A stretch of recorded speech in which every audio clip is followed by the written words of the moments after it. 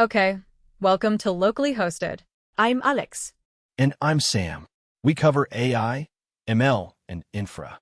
Today we're looking at Anthropic's new skills repo. It's basically Claude's plugin system for agents. Wait, so Claude can now follow your specific rules? Exactly. It loads instructions dynamically per task. So it's like giving Claude a specialized toolkit. Precisely.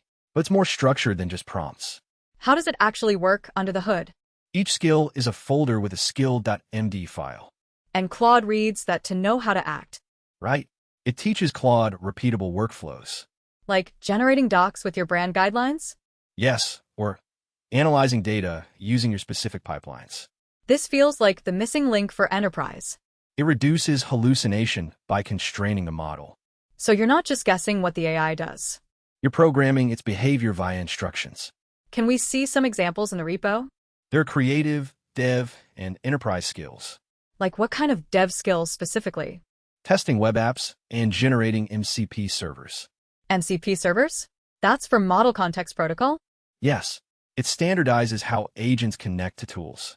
So this repo is the reference implementation? Mostly, it shows the patterns and best practices. Are these skills open source? Many are Apache 2.0 licensed for public use. That's huge for the developer community. But the doc skills are source available only. Why keep those proprietary then? They power Claude's core document capabilities. So they share them for reference, not use. Exactly, to help us build better, similar skills. This changes how we think about AI agents. It moves us from chat to actionable workflows. Like turning a conversation into a process.